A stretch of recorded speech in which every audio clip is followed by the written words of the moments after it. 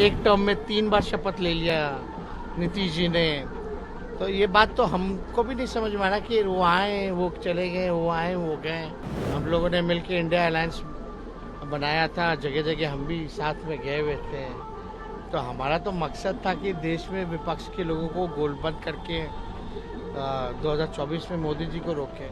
Media को कहते थे कि हाईजैक हो गया है मीडिया, कुछ लिखने नहीं देता है, कुछ छापने नहीं देता है। अब तो उन्हीं पर जो है हाईजैक हो गया है लगता है। कारण क्या है भाई? डबल इंजन की सरकार है, 5 साल तुमको मैंडेट मिला, तुम 3 बार शपथ ले लिए, क्या कारण है डिसॉल्व करने का?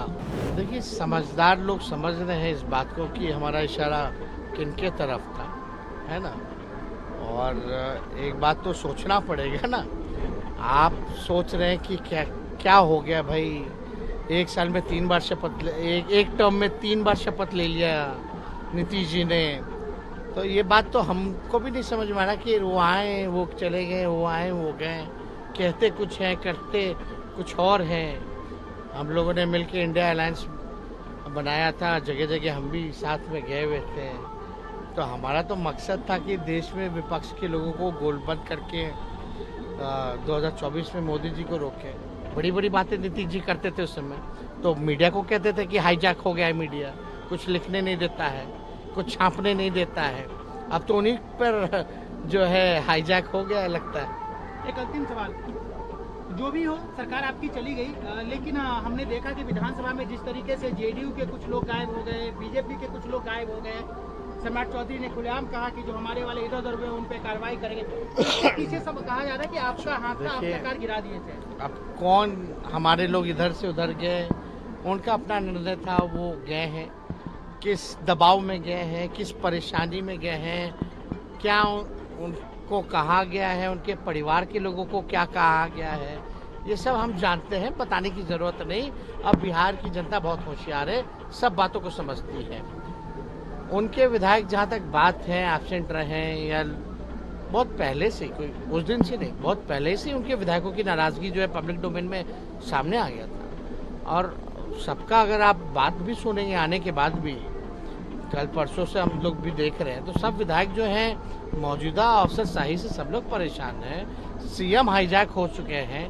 2-4 अधिकारी और 2-4 जो नेता हैं उनके दल में अपने स्वार्थ की राजनीति जो करते हैं, उन्होंने हाईजैक किया है। उन्होंने तो पार्टी और नेतृत्व से नाराजगी जताई है, तो बात तो सामने आ ही गई। कहा जा रहा है कि डिसॉल्व भी हो सकता है। मुख्यमंत्री ऐसा जरूर चाहते हैं कि लोकसभा के साथ साथ विधानसभा का चुनाव हो जाए, क्योंकि वो जानते हैं कि भाजपा लोकसभा चुनाव के बाद उनका क्या करेगी।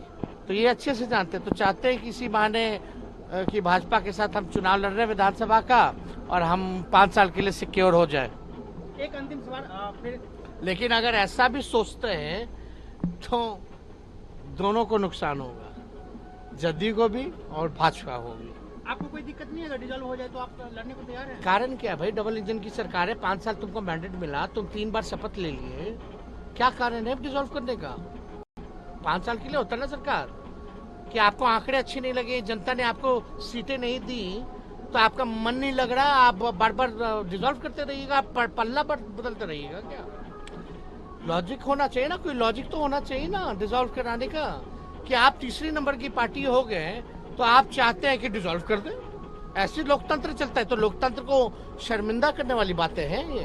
आपने लोकतंत्र की बात की है, आज सुप्रीम कोर्ट को इंटरफेयर करना पड़ा, और जो चंडीगढ़ में जो मेयर के चुनाव में जो हेरफेर हुआ था, आज सुप्रीम कोर्ट ने कहा कि ये गलत हुआ, आप और कांग्रेस को जो है वो सीट दे दी मेयर का। उन्होंने सुप्रीम कोर्ट ने घोषित किया मेयर का उम्मीदवार, और उन्होंने माना कि ये जो तो हुआ था टेम्परिंग हुआ था।